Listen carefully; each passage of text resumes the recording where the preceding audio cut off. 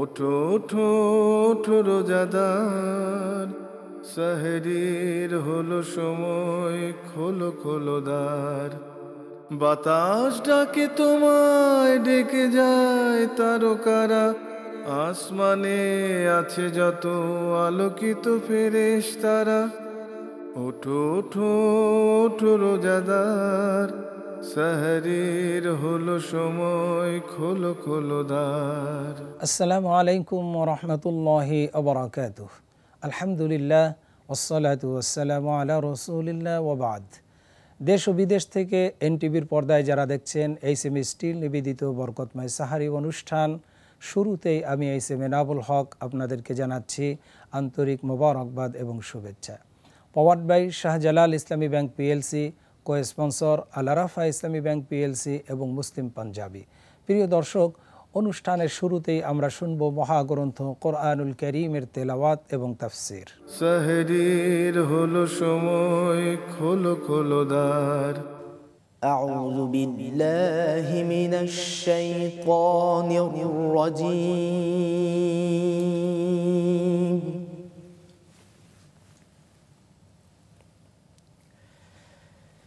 বিসমিল্লাহির রহমানির রহিম।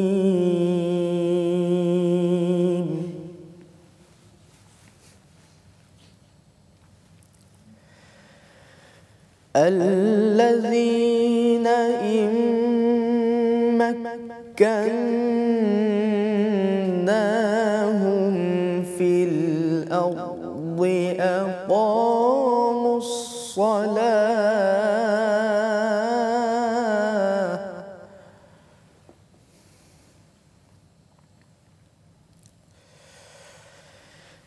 أقاموا الصلاة وآتوا الزكاة وأمروا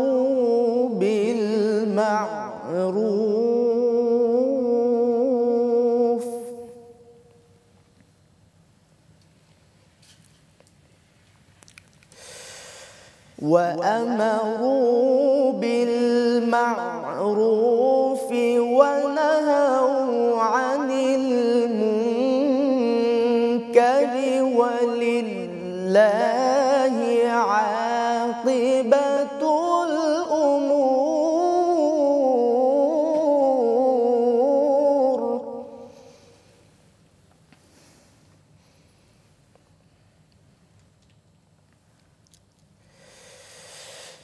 وإن يكذبوك فقد كذبت قبلهم قوم نوح وعاد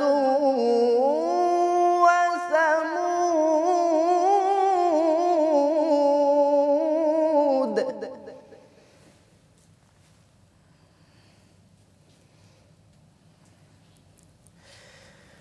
وقوم إبراهيم وقوم لوط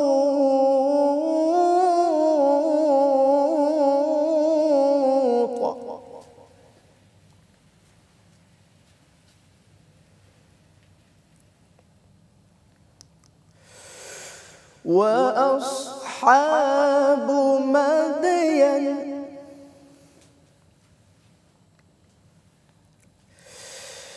وكذب موسى فأمليت للكافرين ثم أخذتهم فكيف كان نكير.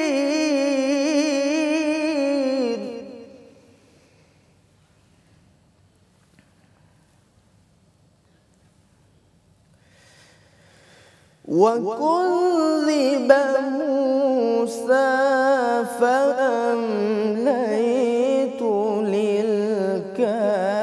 للكافرين ثم أخذتهم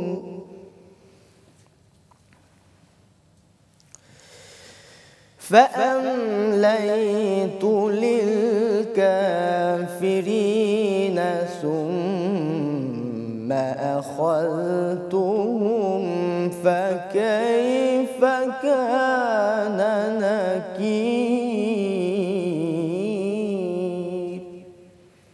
صدق الله العظيم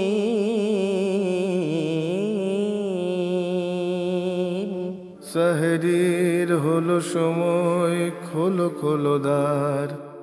আসসালামু আলাইকুম ওরহমতুল্লাহি ওবরাকাতুহু। আলহামদুলিল্লাহ, আলহামদুলিল্লাহি রাব্বিল আলামিন, ওয়াসসালাতু ওয়াসসালামু আলা রাসূলিহিল আমিন ওয়া আলা আলিহি ওয়া সাহবিহি আজমাইন। এনটিভির কাছের এবং দূরের, দেশের এবং দেশের বাইরের সকল শ্রোতা এবং দর্শকবৃন্দদেরকে জানাচ্ছি আন্তরিক মোবারকবাদ এবং কৃতজ্ঞতা। আজকের এই পবিত্র মাহে রমাদানের সাহরির এই বরকতময় মুহূর্তে আমি আপনাদের সামনে কোরআনুল কারীমের সূরা হজ থেকে আপনাদের সামনে আমি কিছু কথা উপস্থাপন করছি।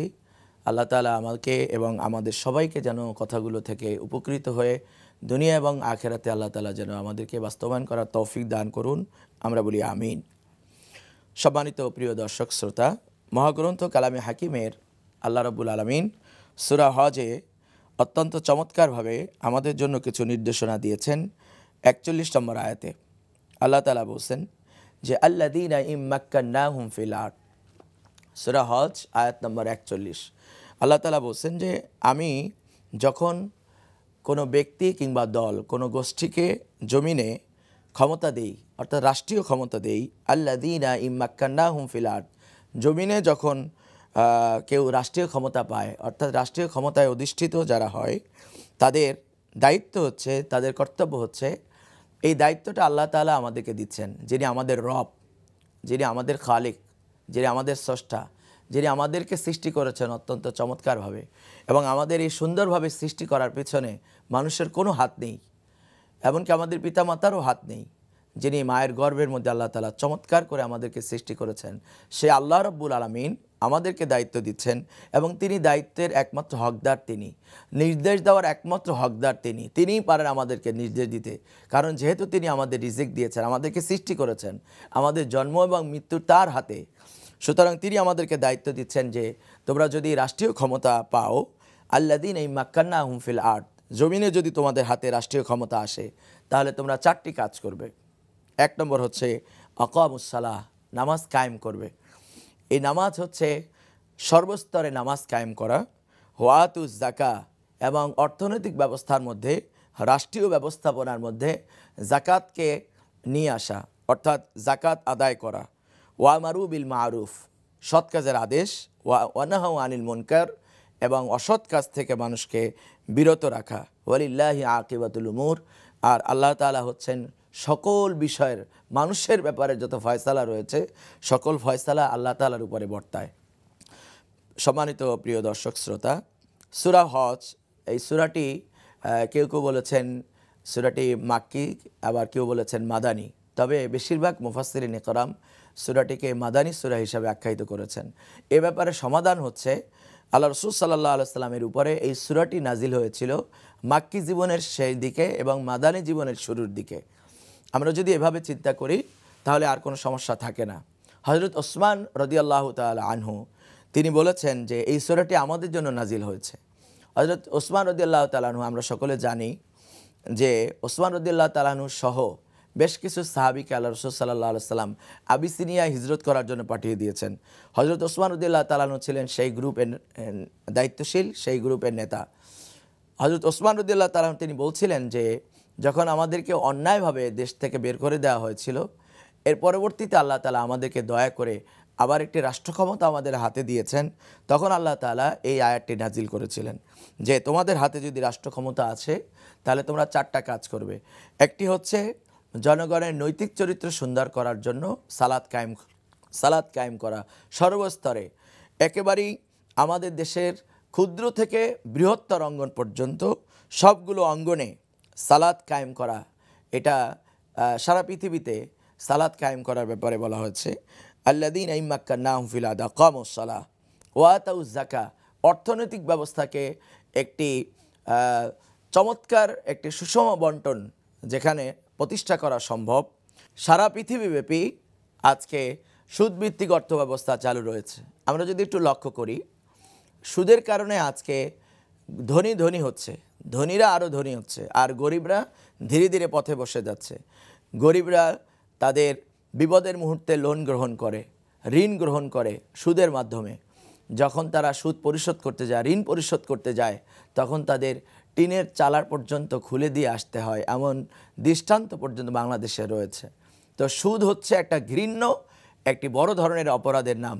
আল্লাহ তাআলা সুদের বিপরীতে সুদভিত্তিক অর্থ ব্যবস্থাকে বিলুপ্ত করতে চান।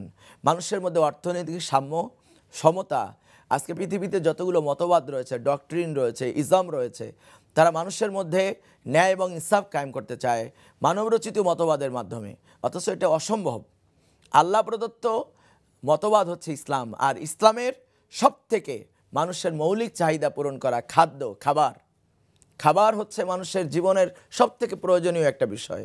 এই খাদ্য, বস্ত্র, বাসস্থান, শিক্ষা, চিকিৎসা, এই যে মৌলিক অধিকার, ফান্ডামেন্টাল রাইটস, এই ফান্ডামেন্টাল রাইটস প্রতিষ্ঠিত হতে পারে শুধুমাত্র বাংলাদেশ সহ সারা পৃথিবীতে, এবং বিশেষ করে মুসলিম দেশগুলোতে যদি জাকাত ব্যবস্থা কায়েম করা যায়, জাকাত কালেকশন করা যায়, জাকাতকে প্রতিষ্ঠা করা যায়, তাহলে আমাদের যে দারিদ্রতা রয়েছে, আমাদের যে পভার্টির লাইন রয়েছে, এটা অনেক নিচে চলে আসবে, অর্থাৎ দারিদ্রতা কমে আসবে।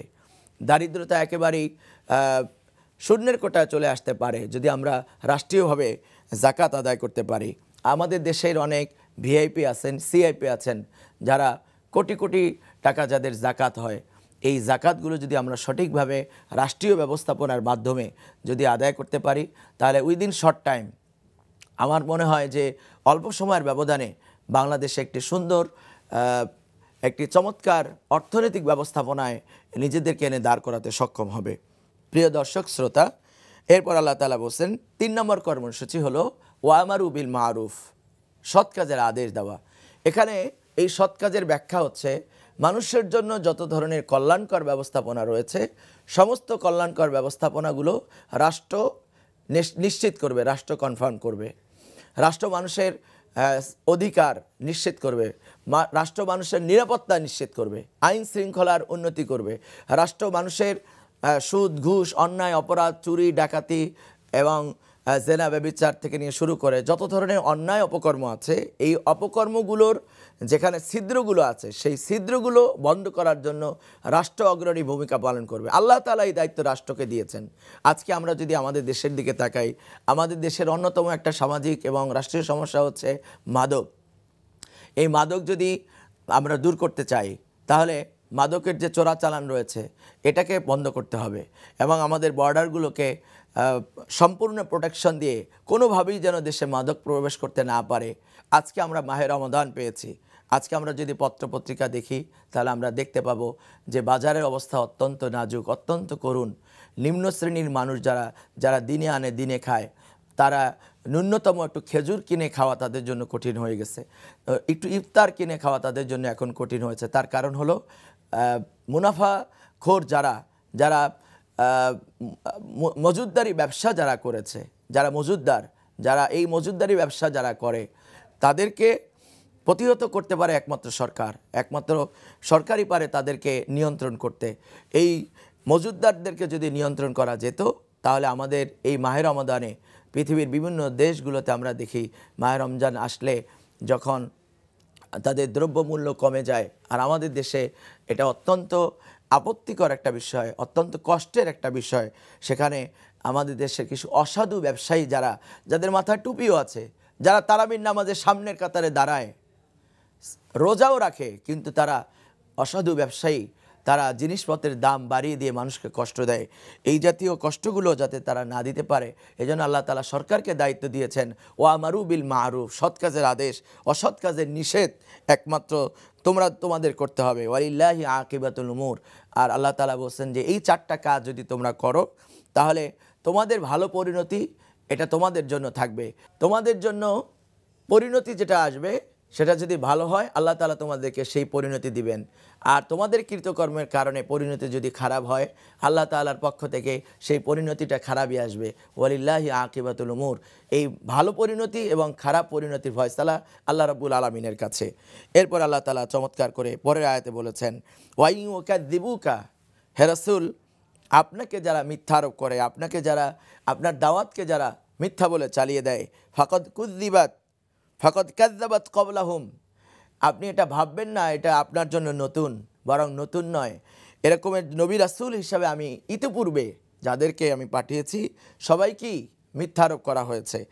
কওমা নূহ, নূহের কওম নূহকে মিথ্যাবাদী বলেছে। ওয়াআদ, এবং আদ জাতি হযরত হুদ আলাইহিস সালাম, ওয়াআদ ওয়া সামুদ, সামুদ জাতি হযরত সালেহ আলাইহিস সালামকে মিথ্যা প্রতিপন্ন করেছে। ওয়া কওম ইব্রাহিম, কওম ইব্রাহিম, ইব্রাহিম আলাইহিস সালামকে মিথ্যাবাদী হিসাবে তারা প্রতিপন্ন করেছে তার জাতি। ওয়া কওমে লূত, এবং কওমে লূত হযরত লূত আলাইহিস সালাম যখন তার জাতিকে দাওয়াত দিচ্ছিলেন, তাওহীদের দাওয়াত দিচ্ছিলেন, এবং বিশেষ করে হযরত লূত আলাইহিস সালামের জাতির লোকদের একটা ঘৃণ্য একটা জঘন্য বদভ্যাসে তারা লিপ্ত ছিল, সেটা হলো সমকামিতা। এই সমকামিতায় যখন তারা লিপ্ত ছিল হযরত লূত আলাইহিস সালাম যখন তাদেরকে বুঝালেন, দাওয়াত দিলেন যে এটা আশরাফুল মাখলুকাতের জন্য মানায় না, বরং এটা একটা জঘন্য অপরাধ, এটা একটা আযাবযোগ্য অপরাধ, এটা গজবযোগ্য অপরাধ, এই অপরাধ থেকে তোমরা ফিরে আসো।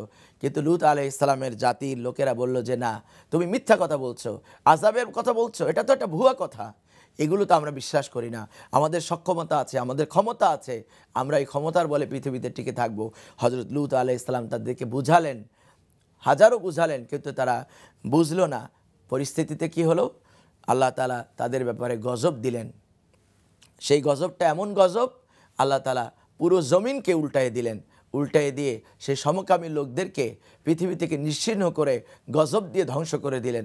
আজকের বিশ্ববাসীর কাছেও, আজকে আধুনিক বিশ্ব হিসাবে যারা পরিচয় দেয় তাদের মধ্যেও এই ধরনের সমকামিতা রয়েছে। এই জাতীয় ঘৃণ্য অপরাধ থেকে আল্লাহ তাআলা যেন তাদেরকে হেফাজত করেন। এরপর আল্লাহ তাআলা বলছেন, ওয়া আসহাবু মাদিয়ান, এবং মাদিয়ানবাসী, এই মাদিয়ানবাসী ছিল হযরত শুআয়ব আলাইহিস সালামের কওম। হযরত মুসা আলাইহিস সালামের আপন শ্বশুর ছিলেন হযরত শুআয়ব আলাইহিস সালাম। এই শুআয়ব আলাইহিস সালামের জাতির লোকদের আরেকটা বড় ধরনের নৈতিক ত্রুটি ছিল। সেই ত্রুটিটা হলো তারা ওজনে কম দিত, অর্থাৎ পরিমাণ মতো ওজনে দিত না, খাবারের মধ্যে ভেজাল দিত তারা। এই জাতিকে আল্লাহ তাআলাও গজব দিয়ে ধ্বংস করে দিয়েছেন। এই কথাগুলো আল্লাহ তাআলা কেন কোরআনে কারীম আমাদেরকে শোনাচ্ছেন এই জন্য, যাতে করে আমরা এর থেকে শিক্ষা গ্রহণ করতে পারি, আমরা যেন ওজনে কম না দেই, আমরা যেন খাদ্যে ভেজাল না দেই, আমরা যেন মুনাফাখোরি না হই, আমরা যেন মজুদদারি ব্যবসা না করি, আমরা যেন কোনো মানুষের সাথে প্রতারণা না করি, আমরা কোনোভাবেই যেন কোনো মানুষকে না ঠকাই, আল্লাহ তাআলার হক পালন করি এবং মানুষের হক যাতে আমরা আদায় করি। এটার জন্য আল্লাহ তাআলা মূলত এই কথাগুলো আমাদেরকে শোনাচ্ছেন। আর সর্বশেষ আল্লাহ তাআলা বলছেন যে ফাআমলাইতু লিল কাফিরিন, কাফেরদেরকে আমি একটু ঢিল দেই, কাফেরদেরকে আমি একটু অবকাশ দেই। এর মানে এই নয় যে তারা ধ্বংসের কাতারে আসবে না, আল্লাহ তাআলা তাদেরকে গজবে আনবেন না, গজবের আওতায় আনবেন না, এর মানে এই নয়, বরং তাদেরকে ঢিল দেওয়ার অর্থ হচ্ছে তারা কতদূর যেতে পারে, তাদের সীমালঙ্ঘনের আচরণ কতদূর ঠেকতে পারে, এটা আল্লাহ তাআলা দেখার জন্য মূলত একটু ঢিল দেন। ফাআমলাইতু লিল কাফিরিন, কাফেরদেরকে আমি ঢিল দেই। সুম্মা আখাযতুহুম, এরপরে তাদেরকে আমি ধরি। ফাকাইফা কানা নাকির, আমার ধরাটা কেমন হতে পারে এটা কি তোমরা ভেবে দেখেছো?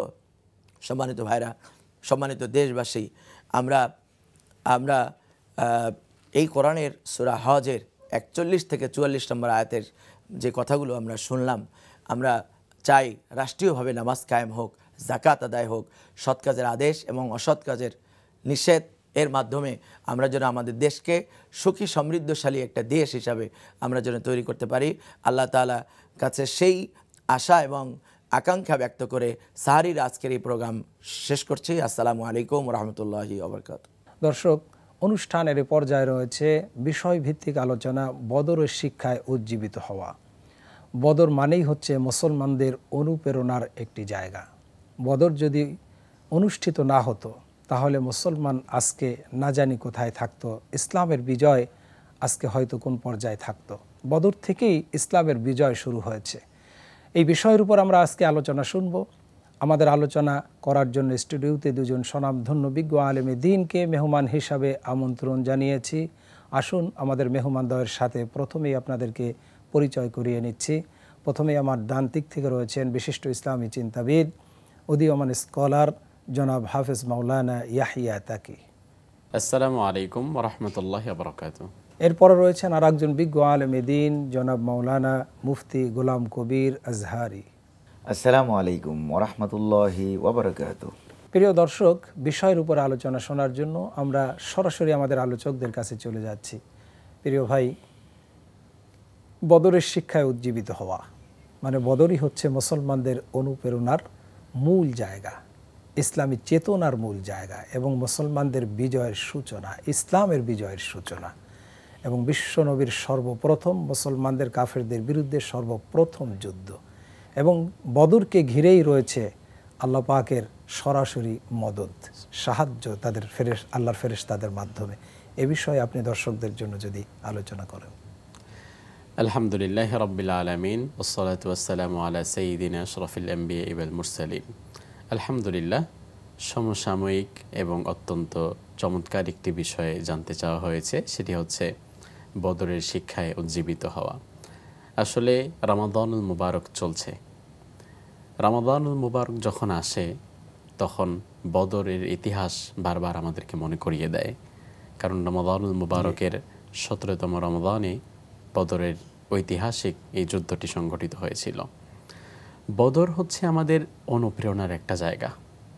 বর্তমান গোটা পৃথিবীতে মুসলিম নির্যাতিত, গোটা পৃথিবীর নানান প্রান্তে নির্যাতিতদের যদি কোনো লিস্ট করা হয় তাহলে অবশ্যই মুসলমানেরা হচ্ছে নির্যাতিত, নিগৃহীত, বঞ্চিতদের কাতারে সর্বাগ্রে।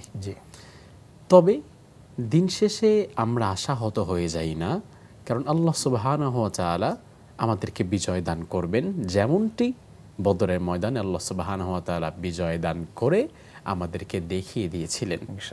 বদর এমন এক প্রান্তর, যেই প্রান্তরের ওই যুদ্ধটা সম্পূর্ণ এমন দৃষ্টিকোণ থেকে যুদ্ধটাকে আপনি দেখলে অবাক হবেন, যেখানে মুসলিম এবং কুফফার শক্তি দুই দিকে চলে গিয়েছে।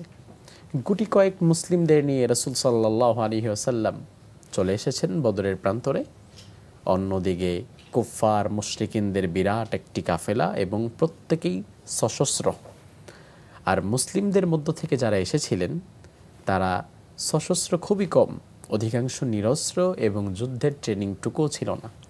যেমন বেলাল, খাব্বাব, খুবাইব, যারা আগে ছিল মানুষের কৃতদাস। স্বাভাবিক দৃষ্টিকোণ থেকে কৃতদাস যারা ছিল তারা যুদ্ধের ট্রেনিং প্রাপ্ত ছিল না। তাদের দ্বারা ঘরের কাজ কর্ম, ওই উটকে মাঠে নেওয়া আনা ইত্যাদি কাজকর্মগুলো বেশি করানো হতো। আর সম্ভ্রান্ত ব্যক্তিবর্গরা তারা যুদ্ধের ট্রেনিংয়ে অভ্যস্ত ছিল। তো রাসূল সাল্লাল্লাহু আলাইহি ওয়াসাল্লাম যাদেরকে নিয়ে এসেছেন তারা কৃতদাস, না খেয়ে আছে, রমাদান চলছে। এই অবস্থার মধ্য থেকে মাত্র ৩১৩ জনের ছোট্ট একটা কাফেলা বদরের প্রান্তরে এসেছে। আল্লাহ তাআলা কোরআনে ওই কথা আমাদেরকে স্মরণ করিয়ে দিয়ে বলছেন, ওয়ালাকাদ নাসারাকুমুল্লাহু বিবাদরিন ওয়া আনতুম আযিল্লাহ। তোমরা ভয় পাচ্ছ কেন? তোমরা তো বদরের ময়দানে ছিলে আদিল্লাহ, তোমাদেরকে সংখ্যার বিচারে ধরাই যেত না, পরিমাপ করার মতো কোনো অবস্থা তোমাদের ছিল না, যুদ্ধের ট্রেনিং ছিল না, অস্ত্রশস্ত্র ছিল না, খাবার দাবার ছিল না, পরনের কাপড়ও ঠিকঠাক মতো ছিল না। ওই অবস্থার মধ্য থেকে ৩১৩ জন এসেছিলে, আর ১,০০০ কুফফার শক্তি যারা সশস্ত্রভাবে এসেছিল, আমি আল্লাহ তাআলা তো তাদের এগেনস্টে তোমাদেরকে বিজয় দান করেছিলাম। তোমরা ভয় পাচ্ছ কেন? আল্লাহ সুবহানাহু ওয়া তাআলা বদরের ওই প্রান্তর থেকে মুমিনদের ঈমানি কুওয়াত, এটাকে আল্লাহ সুবহানাহু ওয়া তাআলা আরো সমৃদ্ধি দান করেছেন। নিঃসন্দেহে বদরের প্রান্তর যেখানে সাহাবায়ে কেরাম এসেছেন, সাহাবায়ে কেরাম আসার পরে এবার রাসূল করিম সাল্লাল্লাহু আলাইহি ওয়াসাল্লাম আল্লাহ সুবহানাহু ওয়া তাআলার কাছে এবার দোয়া করা শুরু করলেন। একটা চমৎকার বিষয় হচ্ছে, এই দোয়াটি কিন্তু রাসূল করিম চাইলে মসজিদে নববীতে বসেও করতে পারতেন। যে আল্লাহ তাআলা ৩১৩ জন না খাওয়া না নেওয়া, এদেরকে আমি নিয়ে কোথায় যাব? বরঞ্চ মেহেরবানি করে তুমি ফেরেশতা পাঠিয়ে ১,০০০ কাফেরের বিরুদ্ধে আমাদেরকে বিজয় দান করে দাও। কিন্তু রাসূলুল্লাহ তা করলেন না, বরং রাসূলুল্লাহ জানেন আস-সায়ু মিন্না ওয়াল ইতমামু মিনাল্লাহ। আমাদের চেষ্টার দৌরাত্ম যেখানে শেষ, আল্লাহর আল্লাহ সুবহানাহু ওয়া তাআলার সাহায্য, নুসরাত, সফলতা ওই পয়েন্টটা থেকেই শুরু। ইউসুফ আলাইহিস সালামের জন্য ততক্ষণ পর্যন্ত দরজা খোলা হয়নি যতক্ষণ না ইউসুফ আলাইহিস সালাম দরজার কাছে যাননি। ইউসুফ আলাইহিস সালামকে কিন্তু আবদ্ধ করে 7টি দরজা আটকে দেওয়া হয়েছিল। জি, ওয়াস্তাবাকাল এখান বাব। থেকে ইনশাআল্লাহ আপনার কাছে আসবো ইনশাআল্লাহ। আমি যাচ্ছি মাওলানা গোলাম কবির আজহারী সাহেবের কাছে। যে আমরা শুনলাম বদর থেকে কিভাবে মুসলমানদেরকে আল্লাহ পাক সাহায্য করেছেন, একেবারে চাক্ষুষ প্রমাণ মুসলমানরা সেদিন দেখেছিল যে আল্লাহর সাহায্য কিভাবে নাজিল হয়, কাতারে কাতারে নাজিল হয়েছিল। বিষয়টি যদি আপনি দর্শকদের জন্য বলেন। ধন্যবাদ। আলহামদুলিল্লাহ, ওয়াসসালাতু ওয়াসসালামু আলা রাসূলিল্লাহি ওয়া বাদ। আসলে বদর, তাদের চেতনা, তাদের শিক্ষা, এটা বদরের নামটা শুনলেই বোঝা যায়। বদর শব্দের অর্থই তো পূর্ণিমার চাঁদ।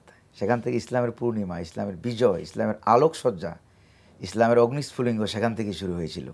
সেই চেতনা কিন্তু এখনও আমাদের মধ্যেই আছে, যদিও বদর হচ্ছে একটা কূপের নাম, কিন্তু তার অর্থটা এতই মারাত্মক, এটা শুনলেই যারা বাতিল, যারা ইসলাম বিদ্বেষী যারা আছে, তাদের অন্তরে একটা আলাদা একটা কম্পন শুরু হয়ে যায়। ফাকাযাবা ফি কুলুবিল্লাযিনা কাফারু রুবা বিমা আশরাকু বিল্লাহি মা লাম ইউনাজ্জিল বিহি সুলতানা। এটা শুনলেই তাদের অন্তরে একটা আলাদা থরথর কম্পন শুরু হয়ে যায়।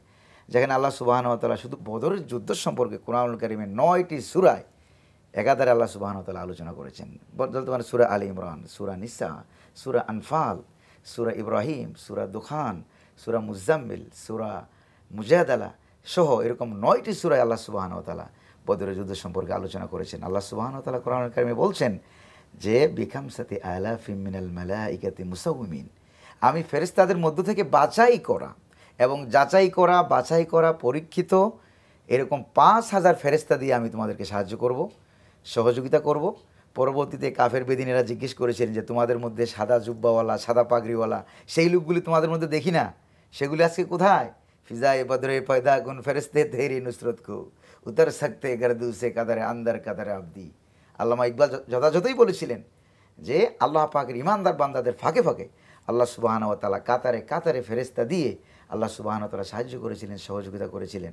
আমরা যদি ওই ইমানি চেতনায় উজ্জীবিত হয়ে সাহাবায়ে কেরাম, যেমন নবী করিম সাল্লাল্লাহু আলাইহি সাল্লাম যেখানে গিয়ে দোয়া করেছিলেন যে আল্লাহুম্মা আনসুদুকা আহদাকা ওয়া ওয়াদাক, বুখারী কিতাবুল মাগাজি, আল্লাহুম্মা আনসুদুকা আহদাকা ওয়া ওয়াদাক, ও আল্লাহ আপনি আপনার ওয়াদা পূর্ণ করুন, পালন করুন। আপনি বলেছেন ওয়া কানা হাক্কান আলাইনা নাসরুল মুমিনিন, আপনার ওয়াদা আজকে আমরা বাস্তবায়ন দেখতে চাই। এমনভাবে হাত তুলেছিলেন উপরের দিকে নবী করিম সাল্লাল্লাহু আলাইহি সাল্লাম, আল্লাহুম্মা ইন শিইতা লাম তুবাত। আবু বকর সিদ্দিক রাদিয়াল্লাহু তাআলা আনহু হুজুর সাল্লাল্লাহু আলাইহি সাল্লামের হাতে গিয়ে ধরে ফেললেন, ধরে বললেন যে ইয়া রাসূলুল্লাহ যথেষ্ট হয়ে গেছে, আর দোয়া করার দরকার নাই। কেমন দোয়াটা করেছিলেন? ইন শিইতা লাম তুবাত, ও আল্লাহ আপনি যদি চান যে আজকের জিহাদের পরে এই পৃথিবীতে আপনাকে ইবাদত করার মতো কেউ না থাকুক, তাহলে তাফসিরে ফাতুল বারি, উমদাদুল কারি, শরহুল বুখারীর ভিতরে আসছে। এর পরের লাইনটা নবী করিম সাল্লাল্লাহু আলাইহি সাল্লাম যেটা বলতে চেয়েছিলেন যে ফাহলিক হাজিল আসাবা, তাহলে আমাদের মুসলিমে অল্প মুসলমানকে আপনি ধ্বংস করে ফেলুন, শেষ করে ফেলুন, যদি আপনি চান কেউ না থাকুক। আল্লাহ সুবহানাহু ওয়া তাআলা নবী করিম সাল্লাল্লাহু আলাইহি সাল্লামের দোয়া কবুল করলেন। সেখান থেকে হঠাৎ করে হযরত সাহাবী হযরত মিকদাদ রাদিয়াল্লাহু তাআলা আনহু দাঁড়িয়ে গেলেন। দাঁড়িয়ে গিয়ে বলেন যে ইয়া রাসূলুল্লাহ কুমু বিনা ইলাল জান্নাহ ইনদিবনা ইয়া রাসূলুল্লাহ, আপনি আমাদেরকে নিয়ে চলুন, চলুন বদর প্রান্তের দিকে আপনি চলুন। মা নাকুলু লাকা কামা ক্বালা বানু ইসরাঈল লি মূসা আলাইহিস সালাম, মূসা আলাইহিস সালাম কে বনি ইসরাঈলরা যা বলেছে যে ইন্না হাহুনা কায়িদুন ইযহাব আনতা ওয়া রাব্বুকা ফাকাতিলা, ও মূসা আপনি আর আপনার আল্লাহ দুজনে গিয়ে যুদ্ধ করেন, আমরা এখানে বসে রইলাম, এমন কথা আমরা বলবো না, বরং আমরা আপনার ডান দিক থেকে আপনাকে সেভ করব, যুদ্ধ করব, বাম দিক থেকে করব, সামনে থেকে করব, পিছন দিকে করব, ততক্ষণ মা দামাত আইনুম মিন্না তাতাররাফ, যতক্ষণ পর্যন্ত আমাদের দুচোখের পাতা নড়ে, অর্থাৎ যতক্ষণ পর্যন্ত আমাদের ভিতরে জীবনী শক্তি থাকে ততক্ষণ পর্যন্ত আমরা আপনার সাথে যুদ্ধ চালিয়ে যাব, চালিয়ে যাব, চালিয়ে যাব। তখন হুজুর সাল্লাল্লাহু আলাইহি সাল্লামের পেরেশানি দূর হয়ে গেল। সুবহানাল্লাহ। প্রিয় দর্শক, অত্যন্ত চমৎকার আলোচনা বদর নিয়ে হচ্ছে, যে বদর থেকে কিভাবে মুসলমানদের ইমানি চেতনা বৃদ্ধি পাবে। জি, আপনার কাছে প্রশ্ন হচ্ছে যে আসলে বদরটা কিন্তু হক এবং বাতিলের মধ্যে একটা পার্থক্য হয়ে গিয়েছে। কারণ আবু জাহেল দোয়া করেছিলেন, আপনি বললেন আমাদের নবী, বিশ্ব নবী আল্লাহর কাছে দোয়া করেছেন, পক্ষান্তরে আবু জাহেলও কিন্তু দোয়া করেছিলেন এবং কাবা ঘরের রবের কসম খেয়ে গিলাফ ধরে কসম খেয়ে বলেছিলেন যে আল্লাহ আজকে হে কাবার মালিক, আজকে যে হক আল্লাহুম্মা ইন কানা হাযা ওয়াল হাক্কা মিন ইনদিক, তাকে জিতাই দাও, আর যে বাতিল তাকে মিটাই দাও। আল্লাহ ওর দোয়াও মঞ্জুর করছে। তো এই বিষয়টা যদি আপনি আরেকটু বলেন। তা আসলে যেটা বলতেছিলাম, নবী করিম সাল্লাল্লাহু আলাইহি ওয়াসাল্লামের দোয়াটা আল্লাহ সুবহানাহু ওয়া তাআলা কবুল করলেন, মঞ্জুর করলেন, আশ্বাস দিলেন। সাহাবী দাঁড়িয়ে গেলেন, দাঁড়িয়ে গিয়ে বললেন, নবী করিম সাল্লাল্লাহু আলাইহি ওয়াসাল্লাম যখন বললেন যে তোমাদের ঈমানি চেতনা যদি এরকম হয়, কুমু বিনা ইলাল জান্নাহ আরজুহা কাআরজিস সামাওয়াতি ওয়াল আরদ, তাহলে আমার সাথে চলো জান্নাতে, যে জান্নাতের বিশালতা আকাশ এবং জমিনের বিশালতার সমান, এক একটা রুমের বিশালতা এরকম, চলো আমার সাথে। ফাকামা উমাইর বিন হামাম রাদিয়াল্লাহু তাআলা আনহু, তিনি দাঁড়িয়ে গেলেন। ওয়া কানা ইয়াকুলুত তামার, তিনি খেজুর খাইতেছিলেন। তখন তিনি হাতের থেকে খেজুরগুলি ফেলে দিলেন। কতটুকু ইমানি উজ্জীবনা চেতনা, চিন্তা করেন। হাতের থেকে খেজুরগুলি ফারামা বিহিন্না, হাতের থেকে খেজুরগুলো তিনি ফেলে দিলেন যে আমি যদি এই খেজুরগুলো খেতে যাই, ইন্নাহা লা হায়াতুন তাওয়িলা, তাহলে আমার অনেক সময় লেগে যাবে, জান্নাতে যেতে দেরি হয়ে যাবে।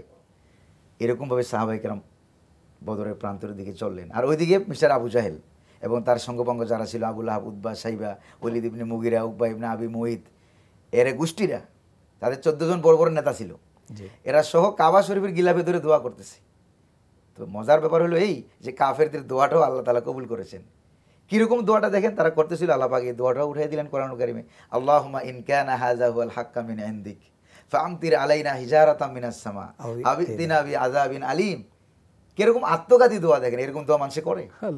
কি দোয়া করলেন যে আল্লাহ, মুহাম্মদ সাল্লাল্লাহু আলাইহি সাল্লাম এবং তার কোরআন, তার ইসলাম যদি তোমার পক্ষ থেকে সত্য হয়, তাহলে আমাদেরকে বদরের প্রান্তরে তুমি গজব দিয়ে, আকাশ থেকে পাথর বৃষ্টি দিয়ে, গজব দিয়ে আমাদেরকে শেষ করে ফেলো। তো কিরকম দোয়াটা হয়েছে? এই দোয়াটা তো যুক্তি বিরোধী দোয়া, আত্মঘাতী দোয়া। কারণ তাদের ভিতরে তারা মনে করেছিল যে তারাই হক, তাদের ভিতরে মুহাম্মদ সাল্লাল্লাহু আলাইহি ওয়াসাল্লাম মনে হয় নতুন ধর্ম নিয়ে আসছে, মুহাম্মদ সাল্লাল্লাহু আলাইহি ওয়াসাল্লাম বোধহয় না হোক, তাদের যদি ন্যূনতম জ্ঞান থাকতো, যে তাহলে তারা দোয়াটা কিভাবে করতেন, যে আয় আল্লাহ তাআলা, যদি মুহাম্মদ সাল্লাল্লাহু আলাইহি ওয়াসাল্লাম, ইসলাম, কোরআন আপনার পক্ষ থেকে সত্য হয়ে থাকে, তাহলে আমাদেরকে সত্যের দীক্ষা গ্রহণ করার তৌফিক দান করুন। এটা ছিল আকলমন্দ মানুষের কথা, কিন্তু তারা এটা করেন নাই। মজার ব্যাপার, আল্লাহ পাকের একটা হিকমত এখানে কাজ করেছে। আজীবন ইসলামের বিরোধিতা করে কোনো ইসলাম বিরোধী নমরুদ, আবু জাহেল, ফেরাউন মার্কা কোনো ব্যক্তি নিজের জীবনের শেষ প্রান্তে এসে মাপ পেয়ে জান্নাতে ঢুকে যাবে, এটা আল্লাহ তাআলাও চান না। এটা আল্লাহ সুবহানাহু ওয়া তাআলা তিনিও চান না। এবং সর্বশেষ যখন বদরের যুদ্ধে আগের দিন নবী করিম সাল্লাল্লাহু আলাইহি সাল্লাম বদরের ময়দানে হাতে একটা লাঠি নিয়ে গেলেন, নিয়ে দেখাই দিলেন এই জায়গায় আবু জাহেলের লাশ পড়বে, ওই জায়গায় উতবা, সাইবা, উমাইয়া বিন খালফ তাদের লাশ পড়বে, এখানে চিহ্ন দিয়ে দিয়ে মুহাম্মদ সাল্লাল্লাহু আলাইহি সাল্লাম কী করলেন, দেখিয়ে দিলেন ঠিক এই জায়গায় লাশ পড়ে গেল। যত বড় শত্রু ছিল ইসলামের আবু জাহেল, তত বড় দুইজন কিশোর দিয়ে আল্লাহ সুবহানাহু ওয়া তাআলা, মুআজ আর মুআব্বাস, দুইটা কিশোর ছেলে যারা যুদ্ধে যাওয়ার চান্সও পায় নাই, কীভাবে চান্স পেয়েছে লম্বা ঘটনা, ওনাদের হাতে আল্লাহ পাক শেষ করে দিলেন। সর্বশেষ যুদ্ধ যখন শেষ হয়ে গেল, হুজুর সাল্লাল্লাহু আলাইহি সাল্লাম বললেন যে তোমাদের মধ্যে কেউ কি পারবা যে আবু জাহেলের সর্বশেষ হালত যেটা আছে, সর্বশেষ অবস্থাটা আমার খবরটা দিতে পারবা আমাকে? আব্দুল্লাহ ইবনে মাসউদ রাদিয়াল্লাহু তাআলা আনহু, পাগুলো ছিল এমন চিকন চিকন, এটা দেখে অনেক সাহাবী হাসতেন যে বকরির মতো পা। হুজুর সাল্লাল্লাহু আলাইহি সাল্লাম বললেন হেসো না, কারণ এগুলো কিয়ামতের দিন কাজাবালে উহুদ পাহাড়ের মতো হয়ে দাঁড়িয়ে যাবে। সুবহানাল্লাহ। এরপরে মাসউদ রাদিয়াল্লাহু তাআলা আনহু গেলেন, গিয়ে দেখলেন যে আবু জাহেল মারা গেছে, এখনো দম বন্ধ হয় নাই। কাছে গিয়ে বলেন আনতা আবু জাহেল, তুই কি আবু জাহেল? আবু জাহেল তো এরকমভাবে হাও করে উঠছে, কিরে আফাউকা রাজুলিন কাতাল তুমুহু, তোমরা কি আমার থেকে কোনো বড় মানুষের জীবনে মারতে পারছো? কত বড় মোটা আমি দেখেন, আমার কল্লা, তোমার কল্লা এখন কাটবো, হুজুরের কাছে নিয়ে যাবো। দাড়ি ধরলেন, কল্লা কাটবেন, কইছে কল্লা কাটবা, আমার কোনো অসুবিধা নাই, তবে একটু গাঁটটা লম্বা করে কাটিও, যাতে করে অনেকগুলি কল্লার মধ্যে যখন রাখা হবে মানুষেরা যাতে অনায়াসে আমার কল্লাটা চিনতে পারে। ওইটা ধন্যবাদ। আমি আসছি ভাইয়ের কাছে, আপনার কাছে। এখান থেকে আমার দুটো প্রশ্ন। একটা হচ্ছে যে মুসলমানরা বিশ্ব নবীর কথার উপরে যারা ঈমান এনেছে, তাদের ঈমানটা কত দৃঢ় ছিল, যে বিশ্ব নবীর কথার উপরে তাদের এই ইয়াকিন চলে এসেছে যে আল্লাহর হাবিব বলেছেন, নবী বলেছেন যে সাহায্য আসবে আল্লাহর পক্ষ থেকে।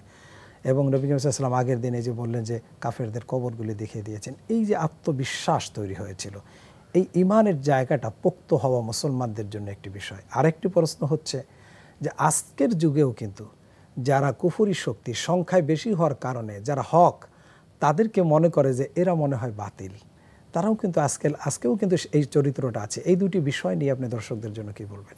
আলহামদুলিল্লাহ, তুম্মা আলহামদুলিল্লাহ। অত্যন্ত চমৎকার একটি প্রশ্ন করা হয়েছে। অর্থাৎ রাসূল সাল্লাল্লাহু আলাইহি ওয়াসাল্লামের কথার উপরে মুমিনদের বিশ্বাসটা কোন স্তরে পৌঁছে গিয়েছিল যে আমরা ৩১৩ জন যাচ্ছি আর আল্লাহ সুবহানাহু ওয়া তাআলা ১,০০০-এর বিপরীতে আমাদেরকে বিজয় দান করবে, এই বিশ্বাসটা কতটা পোক্ত হয়ে গিয়েছিল এটা একটা বিষয়। দ্বিতীয় আরেকটা বিষয় হচ্ছে রাসূল যখন বললেন কওমু বিনা ইলাল জান্নাহ, চলো জান্নাতের দিকে যাচ্ছি, আরে রাসূলুল্লাহ আমাদেরকে জান্নাতের দিকে ডাকছে, দুনিয়ার কোনো কিছুই তো তখন আর মুমিনের সামনে আসে না। ঈমানদারদের বিশ্বাসকে আল্লাহ সুবহানাহু ওয়া তাআলা এত উচ্চাঙ্গে নিয়ে গিয়েছেন, ঈমানদাররা সংখ্যাধিক্যকে তখন আর পরোয়া করে নাই। আল্লাযীনা ক্বালা লাহুমুন নাস ইন্নান নাস ক্বাদ জামাউ লাকুম ফাখশাউহুম ফাযাদাহুম ঈমানা। অনেক মানুষ আসছে, অনেক অস্ত্রশস্ত্র, অনেক এই সেই, পারবা না, কুলিয়ে উঠতে পারবা না, যেও না, জান নিয়ে ফিরতে পারবা না, এই ভয়গুলো যখন ঈমানদারদেরকে দেখানো হচ্ছিল, আল্লাহ বললেন এই ভয়ের কথা শুনে ঈমানদাররা ভয় পায়নি, বরং ফাযাদাহুম ঈমানা, তারা শুনেছে আর অন্যদিকে আমি আল্লাহ তাআলা তাদের ঈমানকে আরও বৃদ্ধি করে দিয়েছি। অর্থাৎ তারা পিছু হটে যাবে না যে ১,০০০-এর বিপরীতে আমরা ৩১৩ জন যাব, আমরা কি ময়দানে টিকতে পারবো, আমরা কি জান নিয়ে ফিরে আসতে পারবো, আমরা কি আর বিবি বাচ্চাদের সাথে মিলিত হতে পারবো, এই গ্যারান্টি তাদের ছিল না। কিন্তু রাসূল সাল্লাল্লাহু আলাইহি ওয়াসাল্লামের কথার ভিত্তিতে তারা বদরের প্রান্তরে চলে গিয়েছে। মানে ঈমানটা এমন যে কাফেররা যতই যুক্তি দেখাক যে আমরা সংখ্যায় বেশি, তোমরা পারবা না, কিন্তু ঈমানদাররাই তা কাফেরদের কথা কর্ণপাত করে। ঈমানদারদের কাছে সংখ্যাধিক্য ডাজন্ট ম্যাটার, কারণ আল্লাহ সুবহানাহু ওয়া তাআলা কোরআনুল কারীমে বলছেন আমি দুনিয়ার বহু জাতিগোষ্ঠীকে এমনভাবে বিজয় দান করেছি যারা ছিল সংখ্যায় কম, এবং একজনকে ১০ জনের উপর বিজয় দান করেছেন। সূরা আনফালে আল্লাহ বলেছেন, হ্যাঁ, আল্লাহ সুবহানাহু ওয়া তাআলা বিজয় দান করেছেন। এখন আরেকটা বিষয় হচ্ছে বর্তমান পৃথিবীতে বদরের প্রান্তর কিন্তু আমরা দেখছি বিভিন্ন জায়গায় বদরের প্রান্তর তৈরি হয়ে আছে, যেখানে কুফফারদের শক্তি, মুশরিকিনদের শক্তি, ইসলাম বিরোধী শক্তির টাকা পয়সা, অস্ত্র শস্ত্র, প্ল্যান প্রোগ্রাম সব কিছুই খুব বেশি। আপনি যদি বর্তমান ফিলিস্তিনের দিকে তাকান, ফিলিস্তিনের প্রান্তর তো আরেকটা বদরের প্রান্তর হতে পারে। তো গোটা পৃথিবীতে আল্লাহ সুবহানাহু ওয়া তাআলা যদি ১,৫০০ বছর পূর্বে ৩১৩ জনের হাতে কালেমার পতাকাকে উড্ডীন করতে পারে, তাহলে গোটা পৃথিবীর ২০০ কোটি মুসলমানের হাতে কেন আজ কালেমার পতাকা উঠছে না? কেন আল্লাহ সুবহানাহু ওয়া তাআলা আসমান থেকে আর ফেরেশতা পাঠাচ্ছে না? মুহতারাম আলোচনা করলেন বিখামসাতি আলাফিম মিনাল মালাইকাতি মুসাউমিমিন। আল্লাহ সুবহানাহু ওয়া তাআলা আপনাদেরকে প্রথমে আল্লাহ বলেছিলেন বিসালাসাতি আলাফিম মিনাল মালাইকা, ৩,০০০ ফেরেশতা। পরে বললেন নবী ২,০০০ আরও বাড়িয়ে দিলাম, বিখামসাতি আলাফিম মিনাল মালাইকা, ৫,০০০ ফেরেশতা যাদেরকে হ্যাভিং মার্কস চিহ্নিত এমন ফেরেশতা পাঠিয়ে আমি আল্লাহ সুবহানাহু ওয়া তাআলা তোমাদেরকে সহযোগিতা করব। শুধু করব না, বরং আল্লাহ তাআলা বদরের ময়দানে ফেরেশতা পাঠিয়েছেন, সহযোগিতা করেছেন। এটাও হাদিস দ্বারা প্রুভড। যেমন উকাশা রাদিয়াল্লাহু আনহুর ঘটনা হাদিসে এভাবে এসেছে, উকাশা রাদিয়াল্লাহু আনহু একজন সাহাবী, জিহাদরত অবস্থায় একটা পর্যায়ে তার তলোয়ার ভেঙে গেল। রাসূল সাল্লাল্লাহু আলাইহি ওয়াসাল্লামের কাছে এসে বললেন, ইয়া রাসূলুল্লাহ আতিনি সাইফান জাদিদান, একটা নতুন তলোয়ার দেন। রাসূল বললেন, এখন তো নতুন তলোয়ার স্টকে দেওয়ার মতো কিছুই নাই। ওই সাহাবী দাঁড়িয়ে আছেন, কি করবেন? রাসূল খেজুর গাছের একটা ডালা এনে ভেঙে দিলেন, বললেন যাও এটা নিয়ে ময়দানে নেমে যাও। উকাশা রাদিয়াল্লাহু আনহু চিন্তা করলেন, এটা নিয়ে আর কি বা করব তলোয়ারের বিপরীতে, উট ঘোড়ার বিপরীতে, ঢালের বিপরীতে। রাসূল বললেন, তুমি আল্লাহ সুবহানাহু ওয়া তাআলার উপর ভরসা করে চলে যাও। আল্লাহ সুবহানাহু ওয়া তাআলার উপরে যখন ভরসা করে উকাশা রাদিয়াল্লাহু আনহু নেমে গেলেন, উকাশা বলেন আমার এই খেজুর গাছের তলোয়ারের সামনে কাফেরদের ঘোড়া ও ধারালো তলোয়ারও আর টিকতে পারে নাই। আমি অবাক হয়ে রাসূলুল্লাহকে জিজ্ঞেস করলাম, কি হলো এটা, আমি কি দেখলাম এটা? রাসূল বললেন, তুমি তো আসলে মারোনি, তুমি তো শুধু হত্যার জন্য হাত তুলেছিলে, বাকি হত্যার কাজটা আরশে আজিমের মালিক আল্লাহ নিজেই সম্পাদন করে দিয়েছে। আপনাদের দুজনকে অসংখ্য ধন্যবাদ, আমাদের সময় শেষ হয়ে গেছে আর কি। প্রিয় দর্শক, অল্প সময়ের ভিতরে বদরের শিক্ষা নিয়ে এবং বদরের বিশাল ঘটনা নিয়ে আলোচনা করা একেবারেই অসম্ভব। ছোট্ট সময়ের ভিতরে আমরা যেটা বুঝতে পারলাম তা হচ্ছে যে বদরের মাধ্যমে মুসলমানদের ঈমান এত বেড়ে গিয়েছিল, যার কারণে পরবর্তীতে তাদের সামনে আর যত যুদ্ধ এসেছে, যত বিপদ এসেছে, কাফের দ্বারা পৃথিবীর সমস্ত মুশরিকি শক্তির যত অপপ্রচার পদক্ষেপ এসেছে, সব কিছুর বিরুদ্ধে তারা শক্ত ঈমান নিয়ে, মজবুত ঈমান নিয়ে পাহাড়ের ন্যায় তারা দাঁড়িয়ে গিয়েছিল। এভাবেই তারা একের পর এক বিজয় লাভ করে ইসলামকে আজকে এই পর্যায়ে নিয়ে এসেছে, নতুবা আজকে ইসলামের পর্যায়ে আসতো না। সুতরাং সব কিছুর মূলে হচ্ছে ঈমানের পরিপক্কতা এবং আল্লাহর উপরে ভরসা, যে এই বিশ্বাস যারা ইমানদার তাদের থাকতে হবে যে না, আমাদের রব আমাদের সাথে আছেন। রব যদি সাথেই থাকেন তাহলে কিসের ভয় আর কিসের পরাজয়? সুতরাং আমাদেরকে সেই ইমানই বলে বলিয়ান হয়ে বদরের প্রান্তরে যেমন মাআজ এবং মুআওয়াজের যে ইমান ছিল, যে ইমান দিয়ে ছোট্ট বালকদ্বয় আবু জাহেলকে হত্যা করেছে কাফেরদের সর্দার, সেই সর্দার বীর যোদ্ধাকে যারা হত্যা করেছে, সেই ইমান যদি আজও আমরা আনতে পারি এবং আমরা যদি সত্যিকারের মোমেন হয়ে যদি আল্লাহর উপর ভরসা করতে পারি, আজকেও ফিলিস্তিনে বিজয় হবে, আজকেও কাশ্মীরে বিজয় হবে, আজকেও বার্মায় বিজয় হবে। মুসলমানের হাতে আবারও বিজয়ের পতাকা আসবে, ইমামতির জায়গায় মুসলমানেরা যেতে পারবেন। আসুন সেই ইমানের প্রতি আহ্বান জানিয়ে আজকের পর্ব এখানেই শেষ করছি। তবে আমরা বিদায় নেওয়ার আগে একটি ইসলামী সঙ্গীত শুনতে শুনতে বিদায় নেব। হাজা মা ইন্দি ওয়াল ইলমু ইনদাল্লাহ আলাইহি তাওয়াক্কালতু ওয়া ইলাইহি উনীব। আসসালামু আলাইকুম ওয়া রাহমাতুল্লাহি ওয়া বারাকাতুহু। সাহরির হলো সময়, খোলো খোলো দ্বার। গল্প বলি শোনো প্রিয় নবীজির, শ্রেষ্ঠ মানুষ যিনি এই ধরনীর।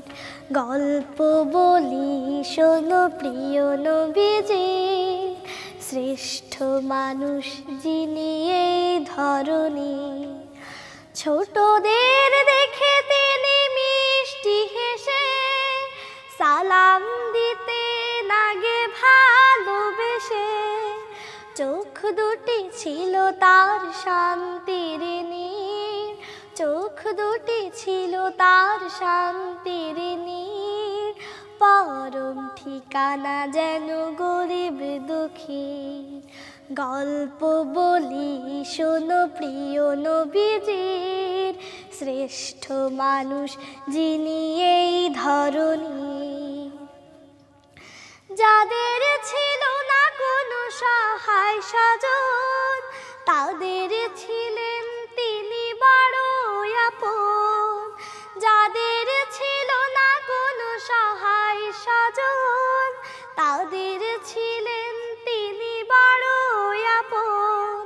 হৃদয় ছিল তার অতল গভীর, হৃদয় ছিল তার অতল গভীর।